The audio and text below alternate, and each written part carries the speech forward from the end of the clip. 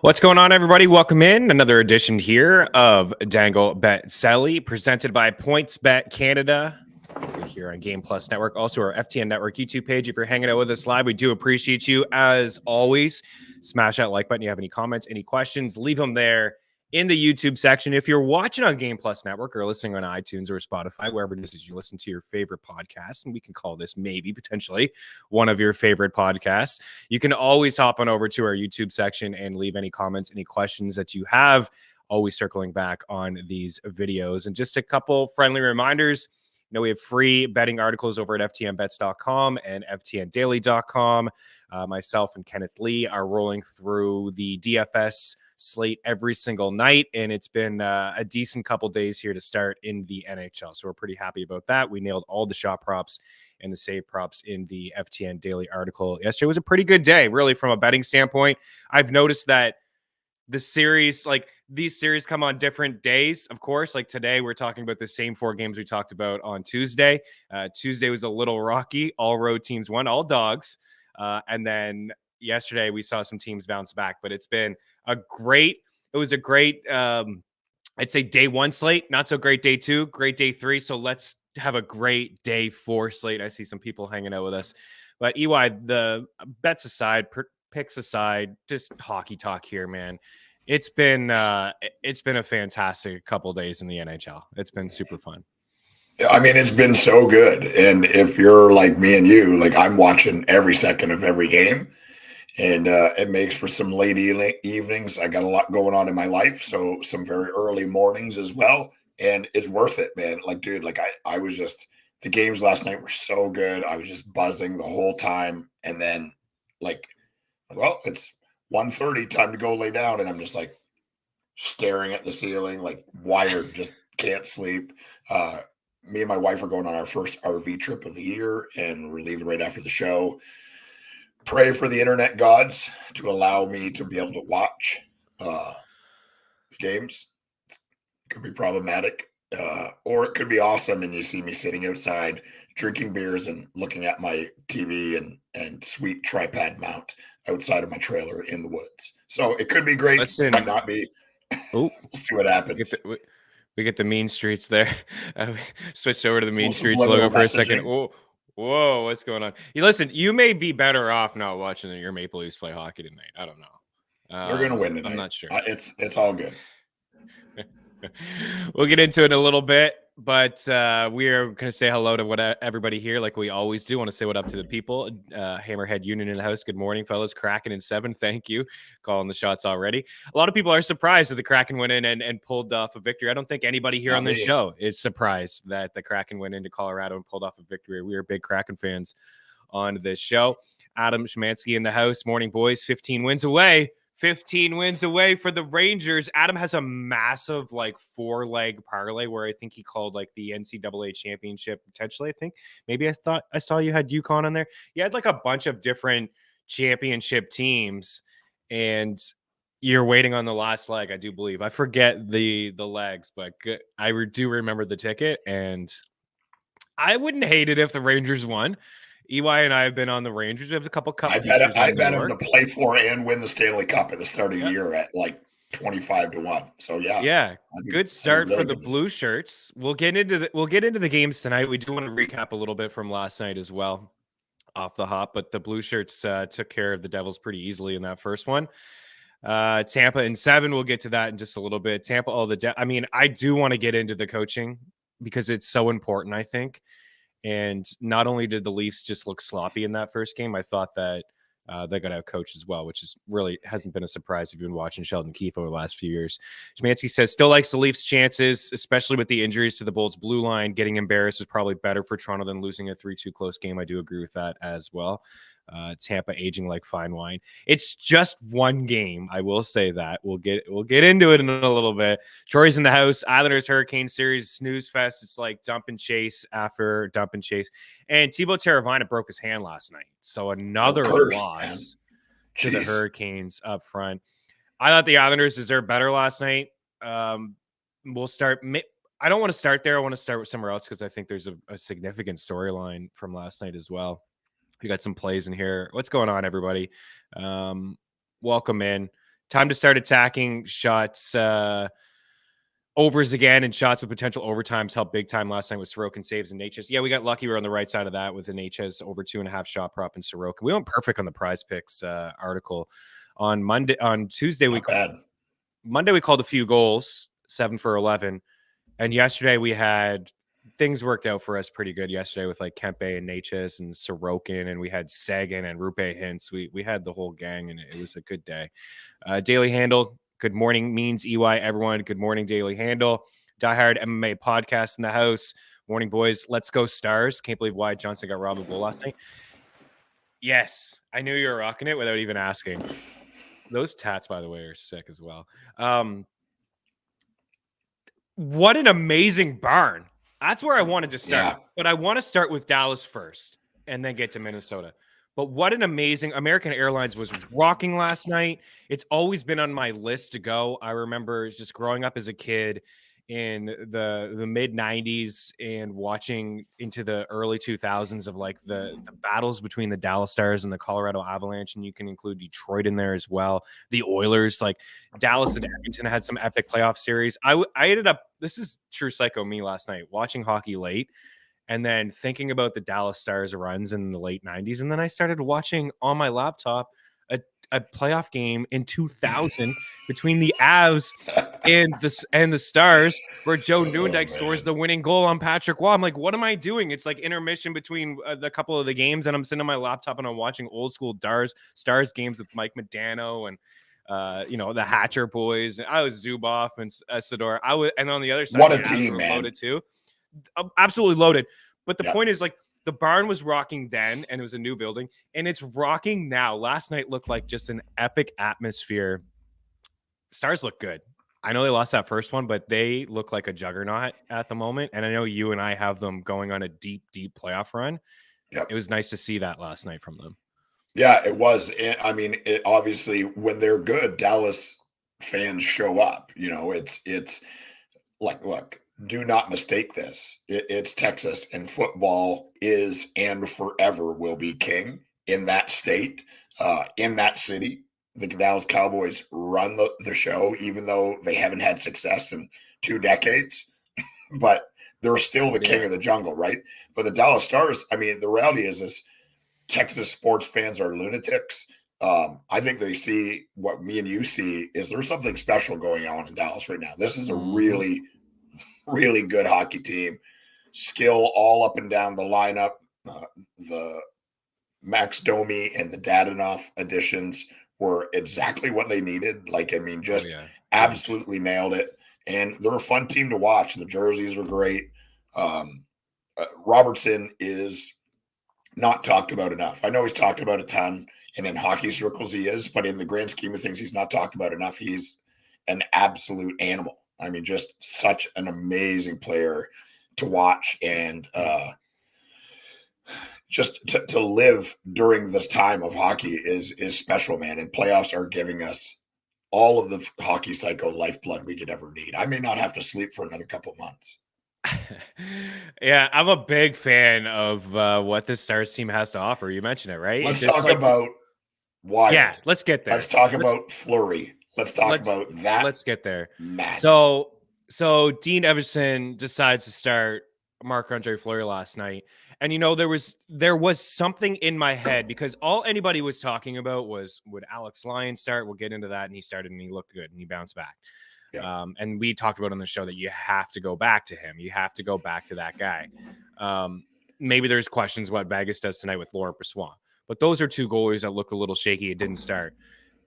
Gustafsson, Phillip, set a franchise record for saves in a game. Game 1 on the road in Dallas, 51, was the only reason the Stars won Game 1. We talked about the numbers on this show from the second period on into the overtime. They had like 80 some odd shot attempts to 30. The scoring chances, the shot attempts, the high danger chances were more than double. Like, he was the only reason they went into Dallas and took home ice advantage from the Stars and won that game. And then I see on Twitter that Marc-Andre Fleury leads this team out for the skate. And I'm like, well, what's happening? Is Gustafsson hurt? Is he sick? Is he tired? And I've heard all kinds of different things here. Maybe, but they're not telling us that. I didn't hear anything from him last night. I mean, I didn't stay up super late and watch the press conference. I didn't see anything. There was a couple people, like the guys in the broadcast, like PK was trying to make sense of it. Subban on the broadcast, he was trying to say that, they didn't play well in the game and maybe putting in the backup. He would say sometimes when Carey Price or Pekka Rinne wasn't playing, there would be, like, some people talk about it actually being a thing where guys will step up. Mix it up. And to hear it from an actual player, it makes you think like, wow, it actually is a thing. Like PK said, when backups would come in, if there's no Price and there's no Peke, guys would step up their game and try to help out their backup goalie and show up a little bit more. And Mark Messier was just like, stop it. You're overthinking it way too much. Him and Chelios were like, listen, when you win a playoff game, you ride the goalie. You're tired. What do you mean you're tired? You had another day off. You didn't go back to back. There's no way that he's tired. You ride the goalie. But this is what the Minnesota Wild did all year. And we've had conversations before on this show. True. We've never seen it. We've seen teams go goalie to goalie to goalie to goalie. And we've always wondered, well, at some point, you're going to have to make the decision. You're going to have to decide which goalie you want into the playoffs, and you ride that goalie. And if they falter, then you have another option to go back to their other guy. But to see it after a performance like that, and it's just ludicrous. I don't get it. I have a lot of respect for Marc-Andre Fleury. Totally. Of course. He's won cups. Like, he is a great goalie, but they did this last year too. When Cam Talbot was really good down the stretch of the season, they decided to go with Marc-Andre Fleury and it didn't really work out for them, right? They got bounced in the first round by the Blues. So pretty shocking to see, man. Like, I don't have any answer for it. I don't know why it happened. It shouldn't have happened. Yeah. I mean, the first thing you said is setting a franchise record for saves and being literally not the only, obviously, he can't score, he didn't score any goals, but the number one reason that Minnesota won that game was Philip Gustafsson. And it's not even close. I don't know if he got first star, but he should have. I mean, he was the most important player on the ice, and Minnesota won solely because of him. I understand all season. I've watched 25 Minnesota Wild games, and I understand that they're going back and forth. And a lot of people in the goalie union, people from In Goal Magazine and, a bunch of people I respect and listen to, they're saying, like, eventually this is going to happen where it's happening during the regular season where it's more of a 50-50 split or, 60-40 split where, when we were kids, it was like the backup goalies didn't exist, right? Like, unless the starter got hurt. Or very, very rarely you would see them. Yeah, I mean, they were playing. Brodeur played 70 games in a seson. Like, wow, those guys just played. I know they're elite, they're different, maybe, but yeah, you're right. And it's changed with science and with all the analytics and management of time and fatigue and all that stuff. That's all well and good, but exactly like Messier said, that guy is not tired. He's not tired, and if he is, he doesn't play in the NHL. It's as simple as that. These are $1 million sports machines, right? Like, and he was the best player for Minnesota. You can't sit him. I don't give a shit who the backup is. If, like you said, if he was Rocky, then what PK said, I believe, you mix it up, you put the other guy in, say, come on, whatever. But that's not what happened. Philip Gustafsson had the best goalie performance in franchise history. And he sat on the bench. The next game, his reward was he got to sit on the bench and watch Marc-Andre Fleury let in 7 goals. It's brutal. I know. And Fleury, too, like, I know people are going to say that he's the reason they lost. And I don't know. Like, maybe it definitely just – I wonder what the players – sure. You give up a shorthanded breakaway. You give up another breakaway to Rupe Hintz. They were killing penalties. They were taking some penalties. So he's definitely part of it. But – there was another point from Brian Boucher, who's a former goalie who, bounced around the league, and he's on the color broadcast on the ESPN broadcast as well. And he talked about how the only sense that he could make of it was that he saw his Wild team get absolutely dominated in the final 65, 70 minutes of game 1. And then heading into game 2, again, no Joel Eriksson Ek, no Ryan Hartman, shorthanded, and just was feeding the backup to the Wolves, feeding Fleury to the Wolves, keeping his number one starter fresh, They got the win that they needed to get. They got the split. And then they go back home and they're going to have Gustafsson the rest of the way. And I don't think Fleury will touch the ice. But it was very shocking to see. I've never seen it. And I wonder the psyche of the players thinking like, wow, what are you doing here? We just went into Dallas and we won. Maybe we've seen so many times these goalies go on hot runs and just, take them deep into the playoffs. And maybe there's like a psyche thing on the Dallas side of things. If they can't score again in game 2, in 2 games against Gustafsson, and he makes over 100 saves, they're starting to overthink, right? They're starting to try to pick corners and missing nets. Like, it's crazy what happened. Pretty shocking. We'll move on from it. Yep. I love this. Asking who Berter's backup is, no clue. I don't even remember. I don't know. Did John Van Beesbroek back up him for like a minute once? I don't know. It doesn't matter. Berter played all the time. I know Chris Terreri did. I have some Chris Terry cards like from back early on. I think in his career, had the Birdcage. old, like weird birdcage helmet. Yeah. One thing I do want to say before we move on from this game, the Stars are moneymakers at the moment. Rupe Hintz. Last night we had Rupe Hintz. What a player. What a player. For shots, Tyler Seguin for a point was almost even money. For shots, Tyler Seguin. We hit a 16-1 same game parlay last night with Robertson 2 points, Seguin and Hintz points, and all of them for shots. Robertson shots, Seguin shots, Hintz shots. Even riding Wyatt Johnson, he's checking boxes. He's been tremendous. I mean, he hasn't had a ton of goals and points, but he's been putting pucks on net. And in 2 games, and I know the numbers.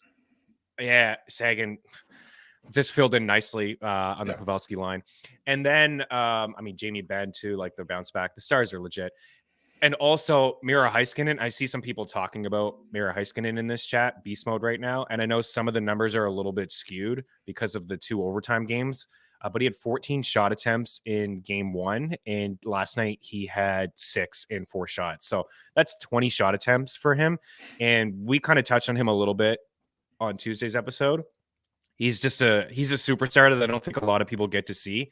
His skating is just tremendous. So yeah, you're right, Troy. A lot of lanes are kind of opening up for him, shooting lanes, and he is just logging a lot of minutes. So he is somebody to consider as well. There are a lot of Dallas players in this series that have dominated at 5-5. So consider that tomorrow, because we won't be here with you guys, but we'll be talking about that certainly on Mean Streets. And then also Matt Boldy. Matt Boldy is another one that just continues to fire pucks on net. He's looked pretty good. And so is Marcus Johansson, actually. It's been a really good series. What do you make? I don't want to spend too much time on the Islanders and the Hurricanes. I felt like the Islanders got screwed last night. I felt like they needed a win to steal that series. It's still not over, but you need to win eventually one on the road. And to win, I don't know, game 7 or game 5 is going to be a lot tougher to do. But man, that second goal Carolina scored was super fluky. I just don't know how the heck that went in. And then the missed call in overtime is clearly a high stick on Mayfield. I don't know how you missed that. The ref's not watching the play. Like, the play's right there. What's happening? I did see a breakdown, and it's going to bother me. I should have shared it. The truth is I thought the same thing. I think Mike Rupp is the one that broke it down, like literally frame by frame. And I don't think the ref would be able to see this, but Mayfield lifts his stick into his own face. Still, though, I know. I think I saw a couple people say it's not a penalty from that. That's not a penalty. He lifted the stick into his own face. No call. You can't control your stick when the guy, like, he basically headbutted the guy's stick. Like, that's not a penalty. You got to look it up on Twitter. Mike Rupp is the one that shared it. I'm pretty sure Rupp is the best. Yeah, I've met him a couple times here in Nashville. Such a good analyst and really good dude. But he's the one that broke it down. I was like, how is that not a penalty? Until I saw that, I was like, oh, okay, that makes sense. It was like Mike Rupp talks Islanders fans off the ledge. Good luck with that. They're going to believe it's a penalty forever and always. It wasn't a penalty. Yeah. He lifted the stick into his own face. Yeah. Former Jersey. I know you're doubting it, so you got to watch it. Yeah, I'm going to have to watch it. I guess I'm just a little sour because I'm on the Islanders, but Islanders played pretty good last night, I thought that they there's my man AS in the chat batting me up. Mike Rupp. Is he saying it? Watch the breakdown. It'll change your mind, I'm telling you. I'm already sold. You guys sold me. I did not watch the breakdown. Stick lifted the guy's stick into his own face. Okay, rough go.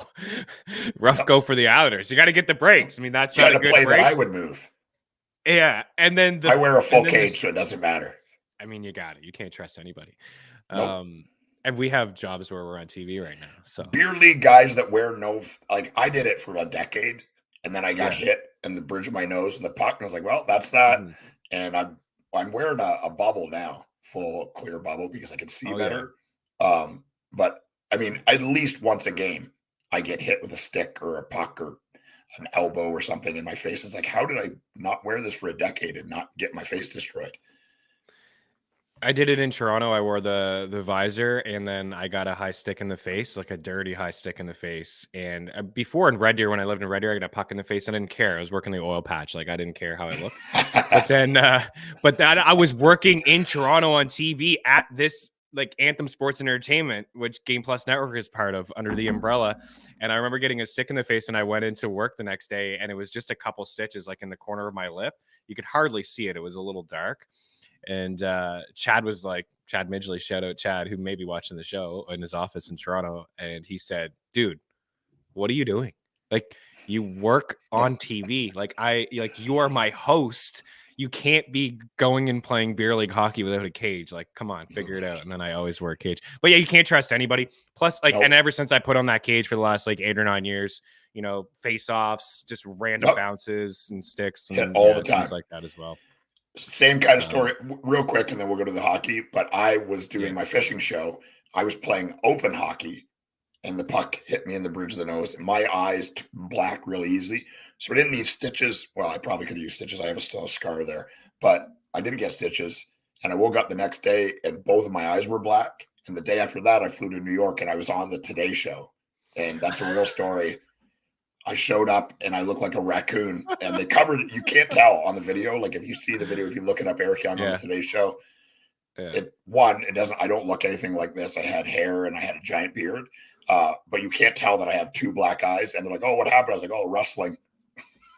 Of course. I'm going to say, I had this $1 million media tour for the show that Discovery has dumped all this money in, and I got 2 black eyes for the media tour. Good times.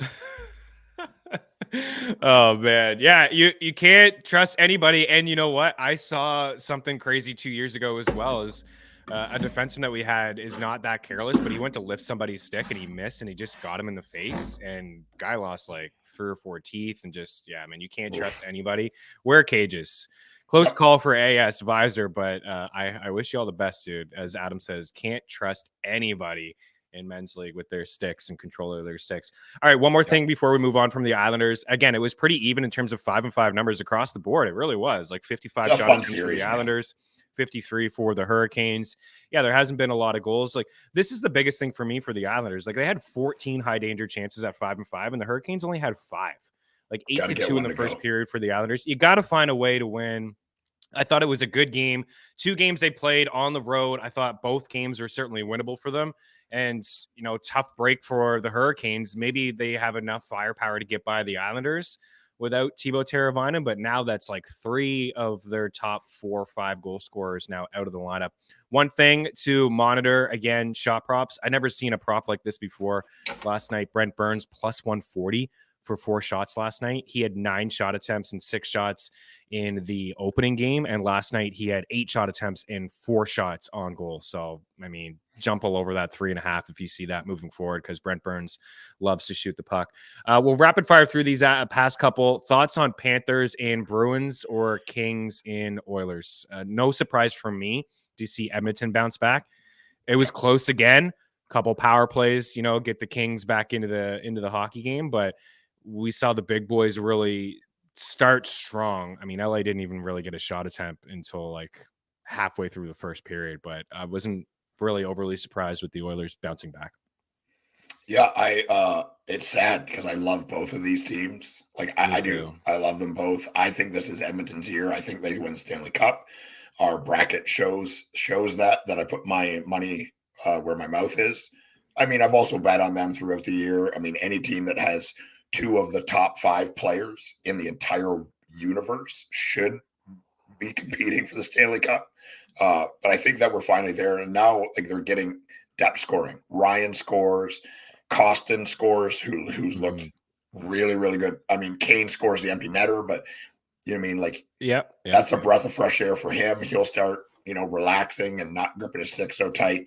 The LA team is special, man. I just think that maybe there's not enough experience and, not enough playoff woe for them like there has been for the Oilers. Like, it's just the truth. Like, you got to learn to lose before you learn to win. And that looks like it might be LA's time to do that. I'm not counting them out because, I mean, the game was so good last night, dude. I mean, just so good. It was good. Again, we won't be here with you to get into game 3, but a couple of takeaways for me. I mean, all the boys are hitting.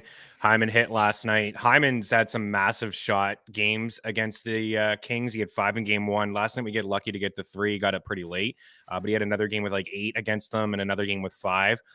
Last night we also had Draisaitl a little bit juice. We had Draisaitl, we had McDavid, and then Adrian Kempe. So last night, I got the numbers here about Adrian Kempe. So it's just another guy who was plus money at 3.5. Last night he had 10 shot attempts and 4 shots on goal. So he's played 9 straight playoff games against the Edmonton Oilers. He's had at least 3 shots in all 9, and he's cleared 2.5, because last year was 2.5 across the board. This year's been 3.5. He's cleared in both of those games. But he has had at least 3 shots in all 9.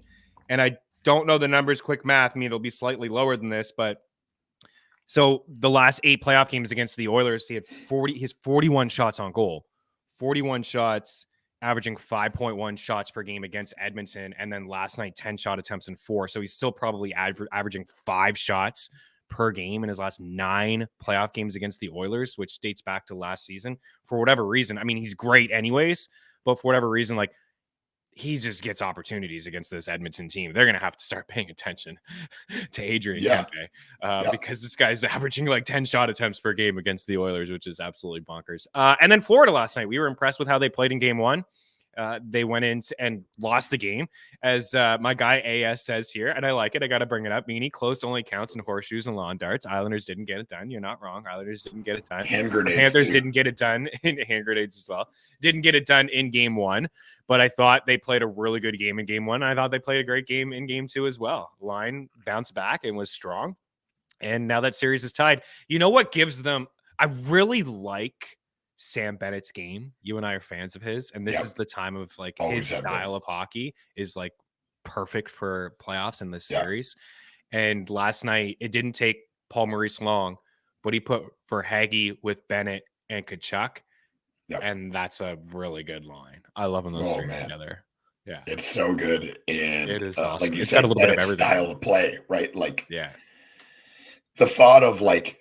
And I'm guilty of this too. Like this, I didn't know about his injury. Like he was the guy at the combine that couldn't do a pull up. I'm like, this guy's supposed to be tough and physical. He can't. this guy's gonna go first top 5 pick. He can't even do a pull up. And then hearing him interviewed, I think it was on Spit and Chicklets. He talked about, I mean, like he basically couldn't lift his arm. I don't like. Then just say that. Don't do the combine because say you need, I don't know, whatever. But he's a great player, and he's made for the playoffs, right? Like, I mean, is there a more – Sam Bennett is a crazy talented player, but the goal, like, breaking in, not a ton of foot speed, guys all over him, down on his knees, like, pushes the puck through the 5-hole, crashes into the net. He screams like, man, what a playoff goal, man. Yeah. No, I agree. It was great. And it was a great game. And the Panthers, I don't think they're going to beat Boston, but I've always said, like, it could happen. Of course, it could. I mean, you have the President's Trophy curse thing, but you could. And this whole bug thing that's going around with the squad as well. They don't look good. They're getting pushed around. Florida there were only 2 teams. No Bergeron. That's the craziest. He played with a punctured lung. And he can't suit up in there's the first something game, so going on he's going through. Yeah, absolutely. There were only 2 teams to beat Florida twice in the regular season. One was your Sens, and the other one is this Panthers team. And this Panthers team. So now they've beat them. That's it. They're your Sens, dude. They beat them 3 times. They beat them 3 times this year. And I mean, it seemed like a lot, but this team didn't lose a lot of games this year. So now they go back home. My Preds beat them at home. They did. They did indeed. My Canadians did not. That would be cooler if I was wearing a piece of Preds merchandise, but I'm not. It would be. We would have been able to clip that one. Go put on my Uso Parsonen jersey. Yes. Lawn darts. I own the Parsonen jersey. Yes, you do. Well, after he scored that goal, how could you not, right? What a beautiful I already owned it this season. Just okay. Well, now it's justified. Now you can wear it out in public and people will be like, "Oh wow, yeah, he's a stud." That was a real nice goal. I don't think Boston is out of it. I'm sure there might be a little bit panic mode. There's probably little panic in Colorado, and there's Bergeron plays right over there. I would say unless there's something really going on, maybe he's sick and hurt. I think they asked Montgomery and he said illness or injury, and he said not illness. Yikes! Okay, well then there you go. Then they're gonna need him. Need his leadership. I always thought the series was going 6, maybe it goes 7. I could see a split into Florida and this being tied going back to Boston for game 5, but I still think the Bruins will find a way to get it done. It's just not going to be easy for them. This is not easy for anybody at this time of the year. Ask your Maple Leafs. Let's get into that. Okay, Leafs tonight. These are some updated series odds here. So the Leafs got absolutely smoked in the opening game. They lost 7-3. Nothing went right for them at all. Michael Bunting got suspended. 3 games? I think he got for the cheap shot on Eric Chernak. That's insane. The series, by the way. I'll let you go here in a second. The series, these are the series spread or the series odds now. So Tampa's slight favorites here at -140, just like that. And then Toronto is +120 here tonight. What did you make of game 1? What are your thoughts? They just looked completely unprepared. Like out-coached, out-hustled, outworked, out-skilled, there's just no pushback at all. Like, I understand this is Tampa Bay, and if anyone thought this was going to be easy for any team, especially the Maple Leafs, because of how mentally fragile they are, and I understand it. Like, living in that city and being on that team, and there's just no escape from the chatter and the pressure. There's none, right? You live it, breathe it, sleep it. Every second of every day, you cannot escape it. And until you've lived that, you can't understand it. I haven't lived it. I've lived versions of it, but I've never lived that kind of pressure. And I think there's probably no other place, maybe in sports. I think it might be the singular most high pressure environment in pro sports. Maybe the Dallas Cowboys, obviously many more people are watching the Dallas Cowboys, much more money on the line for the Dallas Cowboys. But the reality is like, what's pulling Toronto people's attention right now? The start of baseball. Baseball's fake. Nobody cares about it. It's the start of the season. I don't know. Basketball's fake too. I don't even know if the Raptors are in the playoffs. They're not. They're not. So it's all Maple Leafs, right? All Maple Leafs all the time. And they just look completely unprepared, which is insane. They've known they're playing this team for, it feels like 8 months. Like, it's completely unacceptable. I believe there will be a very different team tonight. I would be very surprised if they don't win this game. And I'm saying it now. If they lose this game, it's it. They're done. Spoken like a true Maple Leafs fan, but it's just the reality. If you go down with home ice advantage, 0-2, you're not beating the Tampa Bay Lightning. Simple as that. Nobody is, and especially this mentally fragile team. But I'm not guaranteeing it, but as much of a guarantee as I can, they will win this game. And I believe Matthews and Nylander show up in a massive way tonight. Yeah, I thought those guys were okay. I mean, Marner didn't play great. Matthews didn't play great, but it wasn't really just on those two guys. You're right about this team being fragile. I just don't get it. Like, they had, as you said, months to prepare for this. They knew they were playing Tampa game 1 in their barn for quite some time. And the way that they came out to me, they looked nervous. They looked scared. They looked afraid of the moment. They iced the puck in the first 10 seconds of the game. Yep. One thing that I noticed was, Sheldon Keefe has been outcoached for a while. He was outcoached against the Canadians, against a rookie coach in Ducharme. He outcoached him in that series. And I remember at the time hearing that Sheldon Keefe said he was fine with Austin Matthews and Mitch Marner against Philip Deneau. He was fine with that matchup. He said he would take that matchup all day. He would take his superstar players against Philip Deneau. What happened? Those two guys combined for 1 goal in a 7-game series. When Montreal played Tampa Bay in the Stanley Cup Finals, Cooper did not want his guys against Philip Deneau. Every time Philip Deneau jumped on the ice, he changed the lines. And that's Kucherov and Point. Those are legit guys that had won cups already, and he was getting away from that matchup. Cooper does such a phenomenal job at that, the head games and the matchups. He is fine with rolling his third and fourth line early in games if you're going to take off your top guys. That's what I saw as a spectator when I watched the first minute of the game. I saw Marner and Matthews hop over the boards on a defensive zone faceoff. Do you know who Cooper put over the boards? He put Belmar, Maroon, and Perry. And immediately, Keefe, with the last change, took them off. I was watching the ESPN broadcast. They mentioned, what are you doing? It's a and coward I move. saw Marner and Matthews look at each other, and they shook their head.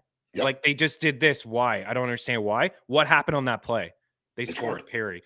Perry, like 1 goal and 0 assists in an 18-game stretch. He had a 3-point game. Like he lives for these moments. He's played the least in the opening round 3 straight years. I mean, he chuckled on it in between the second and third period. They were interviewing him and they were asking about the start. He said, "I'm not surprised. You know, I played these guys in the opening round 3 straight years. We've had some success. They're a really good team. We expect them to bounce back, but I'm not surprised with the start." So it's coaching for one. But the careless turnovers, the sloppiness in front of their own net, and Samsonov, maybe some nerves for him. He didn't look himself either. I do expect Toronto to bounce back, and I'm kind of with you. If they don't win this game here tonight, that's it. It's tough, man. It's going to be tough for this team to win 4 of the next, 5 games against the, 3-time Eastern Conference champs. I don't know about Hedman's status. I think he's closer to play than Chernak. I don't think we'll see Chernak for a little bit. I thought that. What did you think of the suspension? You didn't think it was warranted? 3 games? I mean, it's a lot in the playoffs, but it's true. I think there should be a suspension, but the reality is he's never been suspended. He should be multiple times because he's a cheap player. He's a cheap dirty player. He's player. A gritty, grindy, greasy player. There's no doubt about it. But there's a lot. Bruins have 2 of those: Bertuzzi and Marchand. Kachuk is a lot of guys that are like that. But that hit is uncalled for. It's dirty, and it's the reality is like, here we go again in Toronto. It's stupid. It's just stupid. Like, you're giving them a 5-minute power play. You don't want them to give them a 2-minute power play, let alone a 5-minute power play. And you're supposed to be playing on the top line. I think that was a mistake. I think Yarncroc should have been playing on the top line and Bunting on the 3rd or 4th. Bunting might not be back in the lineup at all. He's just a liability. Like, I know he leads the league in penalties drawn, and he did that with Chernak, and was a little bit of a flop, but he got that power play, and then he got Chernak back, and it cost them the game. At that point, they had just scored a couple power play goals. They were right in the game, and it cost them the game. Just like Kadri, right, with a few years ago, it's kind of cost them the game. All right, so for tonight, we're both on the Leafs. I like Braden Point. It's no secret. We all like Point on this show. We're going to get a shot prop that's like even money for Braden Point. A couple goals for him last night. He's the guy that shoots the puck like a madman for them. And I like William Nylander. I like Nylander. We got the shot prop from him as well. He's been shooting quite a bit.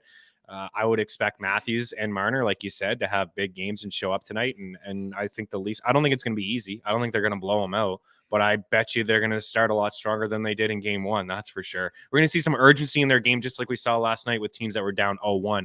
In fact, all of these games that we're talking about, all the road teams won.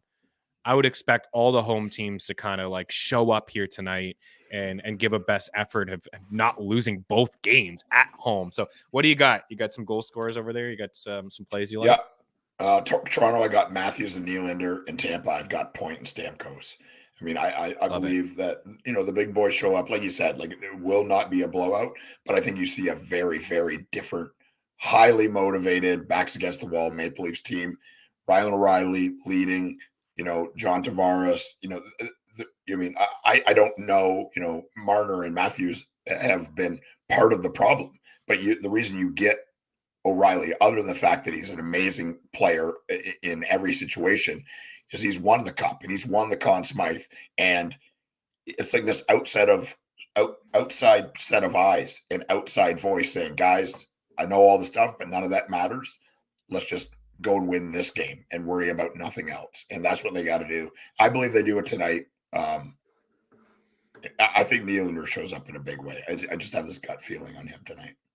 Yeah, it's tough. They have so many superstars to get him off that first power play. I'd put him on that first power play if I was Keith, but he led the way with 8 shot attempts in game 1. He had 4 shots, so that's my guy for sure. And then for the Lightning, all the big boys had the shot attempts. I mean, Perry had 8 shot attempts and 7 shots. This guy just shows up in big moments. Kucherov had 8 shot attempts and 4 shots. Point had 4 shots on 6 shot attempts, and Stamkos as well. I see the Hagel call there. Adam, I like it. Plus money, 4 shot attempts and 3 shots for Hagel. And all those came at 5 and 5, which I think is very important as well, right? Don't hate Hagel over 2.5 plus money. Yeah, I like it as well. Sergachev with an assist, especially if there's no Mikkel or if there's no Hedman, right? I mean, he's already had that number 1 spot on the power play basically all year long, but maybe more ice time for him as well. I'd be looking at maybe shots for Sergachev, assist, and for people who can do like some blocks and things like that. I think he'll be a big part of the game. I like Ryan O'Reilly for a point, -122. I think that one's is okay too. I think this one will be a little bit tighter checking, a little bit tighter. I don't think it'll be as loose. I don't know if we'll see 10 goals. What about the Avs and the Kraken? Okay, Kraken go into Colorado and great game, fantastic. This team now has played Colorado 4 times this season. They have points in all 4 games. They've won 3 of the 4. The only game that they didn't win was a shootout loss, and not just that. This team has only allowed, I think, 10 goals in the 4 games to the Colorado Avalanche. I don't want to say that they have their number, but 7 goals. So Kraken now 3-0-1 against the Avs. I was looking for my tweet. Their 1 loss coming in the shootout, and Colorado scored 7 goals. 7 goals in those 4 games. But one bet I do like here, EY, is Colorado to win this series at -135. This is like all the other teams that are down here, like the Leafs aren't favored to win. You know, the Devils aren't favored to win. The Vegas Golden Knights are not favored to win. But this Colorado team, despite being down 1-0, they are still favored in this series to win. And at -135, I think they get it done. But you and I have been talking about 6 or 7. I know Hammerhead Union's been, on the Kraken here on this show. I think it's going to go 7. I've always thought it was going to go 7, so I'm not super shocked. I think Colorado bounces back tonight.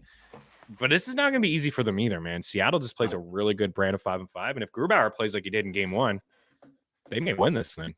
Yeah, I think the Avalanche bounce back at home tonight, but I think it will be a tight game. Our old buddy from the Athletic, Jesse Marshall, did a really cool kind of write up and breakdown on how Seattle found success.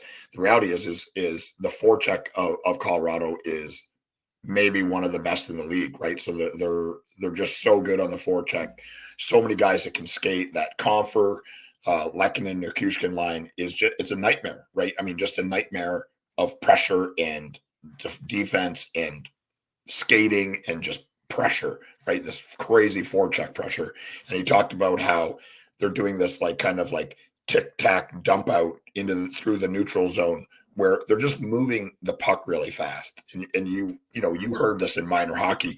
The puck can move faster than any human being can move. So if you want to be a fast team, rather than relying just on carrying the puck and skating the puck, is Seattle, and with how they're set up and how they're structured, and they've got a ton of really smart players, is they just move the puck so fast. They don't need to rely on somebody to carry it. And it was a really cool breakdown by Jesse Marshall. So shout out to him.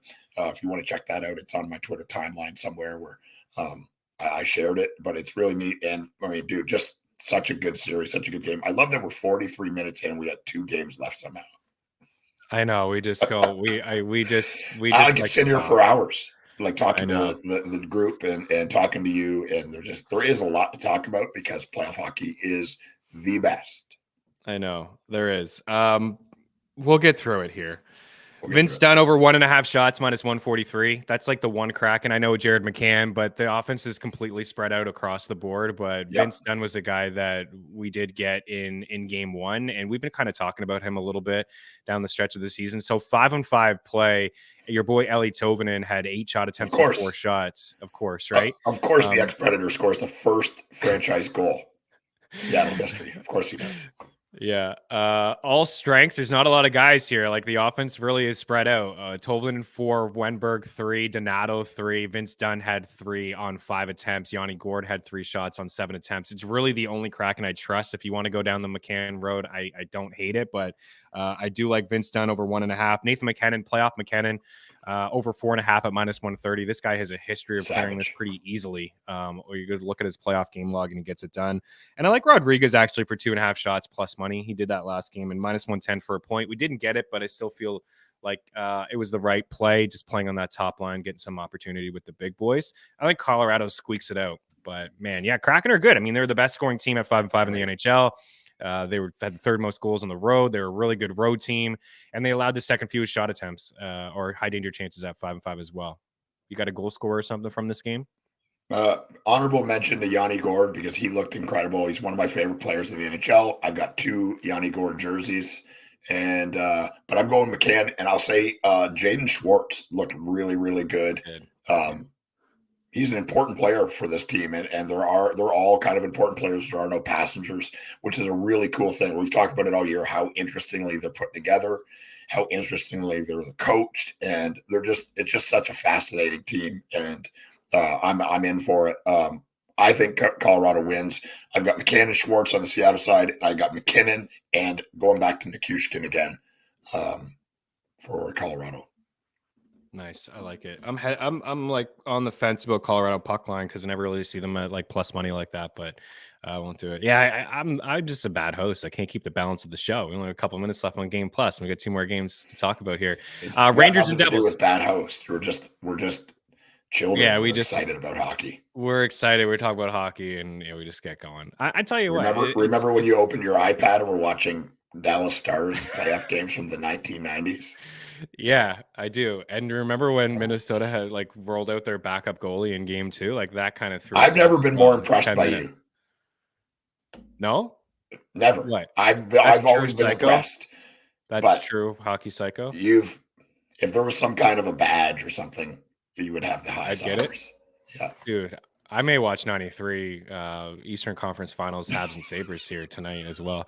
Devils and Rangers tonight. Game 2, Devils plus 160 now to win the series. Rangers at -190. Man, we talked about youth versus experience. My goodness, it really did show up, right? The experience of the Rangers showed up significantly. The Devils didn't even get a shot until halfway through the first period.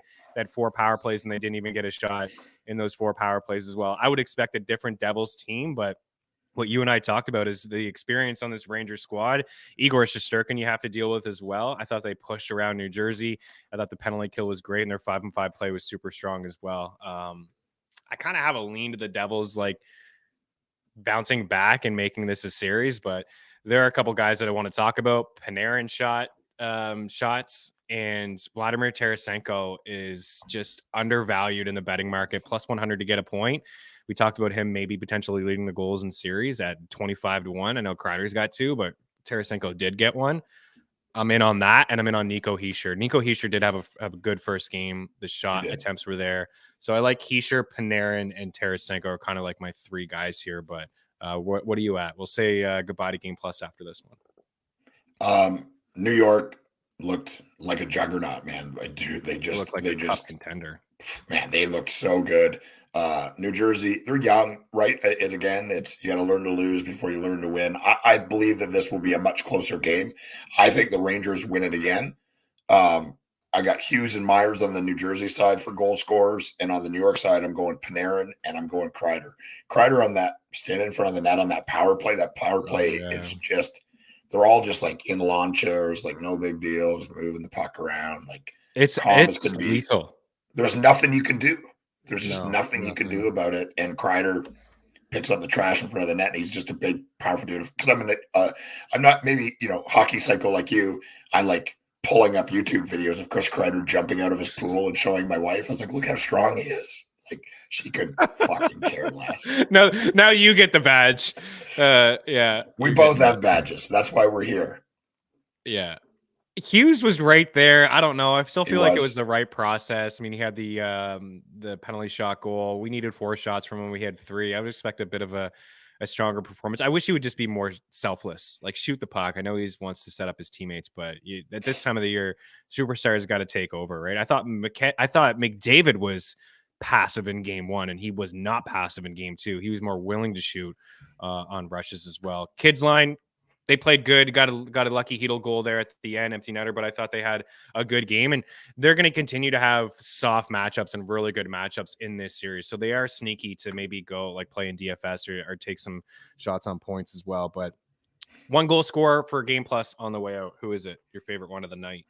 If I'm locking in one, it's going to be McKinnon and honorable mention to William Nylander. But if I'm picking one person to score tonight, it's going to be McKinnon.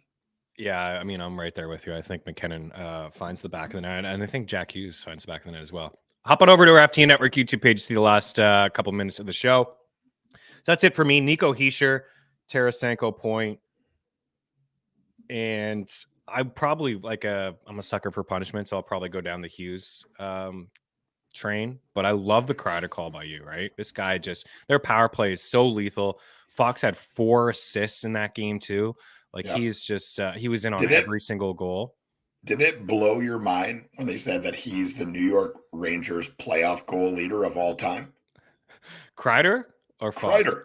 Yeah, Kreider. That does blow my mind. Yeah, it does, because there's been a lot. I know that he's been a great player, but it blew my mind. Yeah, I had to get up and go to the other room. Messier.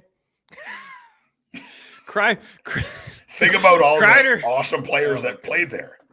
Yeah. Well, now I know. I was like, what? And they put the graphic up. I'm just like, what? And I literally went out into my kitchen and just did a I know Kreider's had some big moments. moments. Back to the game.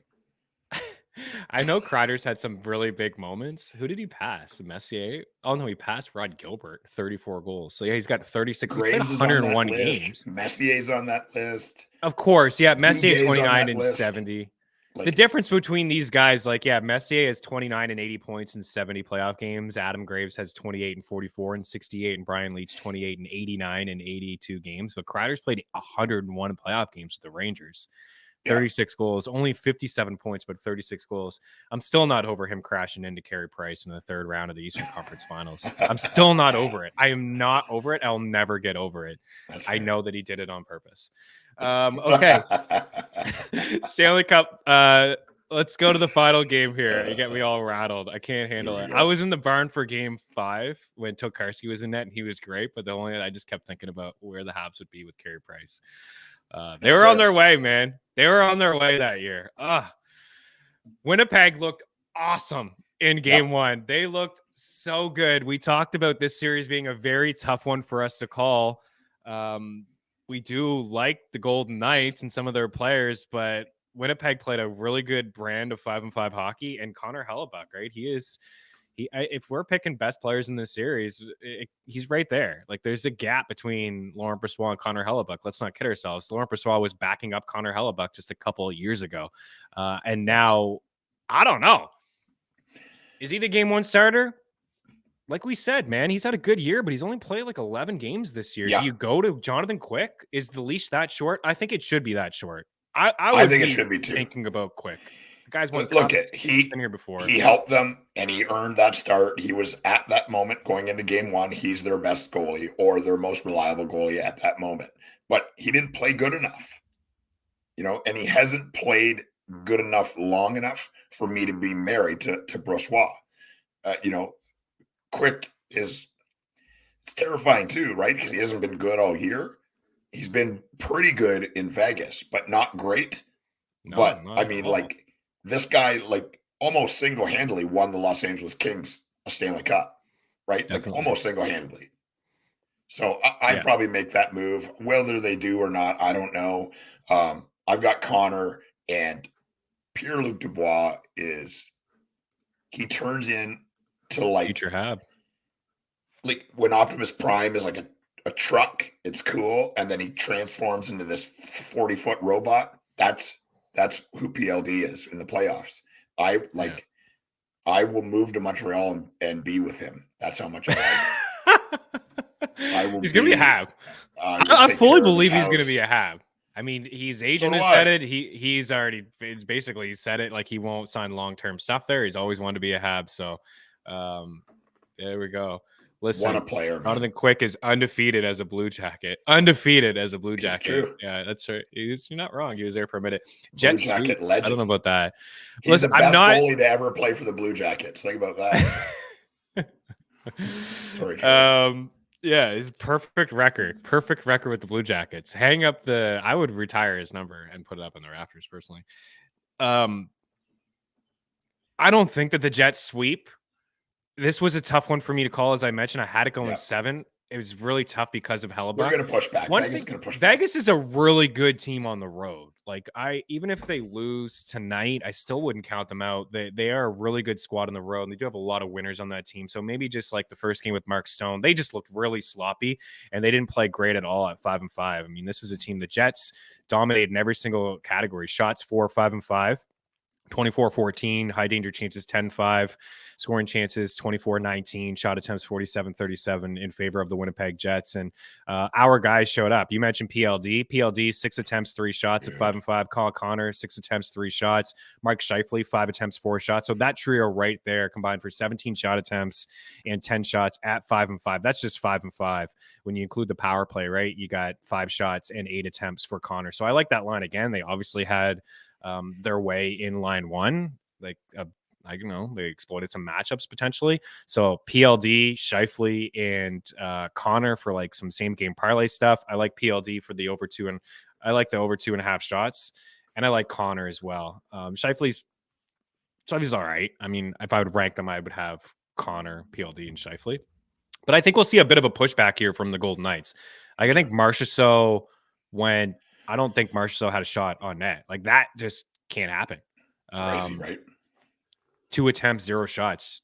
Jack Eichel had 8 attempts and 2 shots, but those came late, I think, when the game was kind of already out of hand. I think we'll see the under. It's his first playoff game. I mean, I feel like nerves got the better of him, but once he settled in, he kind of looked like Jack Eichel again. I think Eichel scores tonight, and I really like Mark Stone. Like, the dude had back surgery like 6 weeks ago. It's insane. He looked pretty decent, man. He did. And just his first game in quite some time, right? Yeah. 2.5 shots, -134 over at Bet Rivers, and even -132 for a point for Pierre-Luc Dubois is pretty good. I think we'll see Vegas in the under. Man, I'm really torn on the Devils and the Rangers. I just feel like, why don't I just stick with the Rangers like you? We like this team. We like the Rangers. They're ready. They're here. I love New Jersey too. But look, guys, like, the Rangers are good luck, man. They're a juggernaut. Leafs in the I think we could see a Dallas and Rangers. If we're overreacting, we're seeing Dallas and the Rangers in the first round and the Cup finals. And let's go. Okay, so for me personally, I'm gonna go Toronto wins. Toronto in the under. I like the under in New Jersey and New York. I have a lean to the Rangers with you. I like the under actually in Vegas as well. I think the Golden Knights win this game. And Colorado. I like Colorado to kind of bounce back. I'm kind of teetering between in 60 or puck line. I know Seattle's really good. These are the defending Cup champs. We're going to see a really good effort from the Avs here tonight. Where are you at? Goal scorers, and then we'll get out of here. Yeah, I'll go just quick. My sides. I'm going Toronto, Colorado, Vegas, and New York. Nice, we're on the same page. Scores, I'm going Matthews, Nylander, Point, Stamkos, McCann, Schwartz, McKinnon, Nichushkin, Connor, PLD, Eichel, Stone, Hughes, Meyer, Panarin, Kreider. My lock is McKinnon, and honorable mention to William Nylander. I love it. I'm going to go Tarasenko again for a goal scorer. I think Jack Hughes. I'm not going to do too much there because I like a lot of unders here tonight. I think William Nylander scores as well. And I'm riding this out with Braden Point. You kidding me? And a Colorado side, I do like Rantanen. And I think McKinnon and Rantanen both have big nights tonight. I'm in on like the over 1.5 on each of those guys to have a point. And I like Jonathan Marchessault. I like Jonathan Marchessault and Jack Eichel to have a pretty good game here tonight. I think your boy Kyle Connor scores. O'Reilly Point, done over 1.5 shots. McKinnon over 4.5 shots is my favorite on the board. I got Nico Hischier 2.5. I got Tarasenko a point. I got Rodriguez a point and over 2.5. Point over 2.5. Nylander over 3.5. And I think I mentioned Ryan O'Reilly in there as well. 0-4. What does that mean? We're going 0-4 on all our picks. Oh no, we like the Rangers. Yeah, we're all on the Rangers here on this show. We like the Rangers. So maybe just 1-3 for us, and 4-0 for you. But I don't know. Hammerhead. We'll see. We'll see. We will see. And we'll regroup on Tuesday. Have a fantastic weekend. Good luck on the ice. FTNbets.com/free, FTNdaily.com/free. We are having a fantastic start in the Stanley Cup playoffs when it comes to picks and props and DFS stuff as well. Plus, you get all the picks from everybody across all sports tools, projections, Discord channel. It is all there for you over at FTN and FTN Bets and FTNdaily.com/free. So myself, Eric Young, Chris Meaney, enjoy the hockey. Good luck tonight trying to get some service. And listen, for your sake and your health, I really hope the Leafs pull it off for you here tonight, because I just don't think you're ready for the long summer, dude. I just don't think you're ready for it yet. In a couple victories. Thanks, buddy. Peace. Talk to you guys soon. Cheers.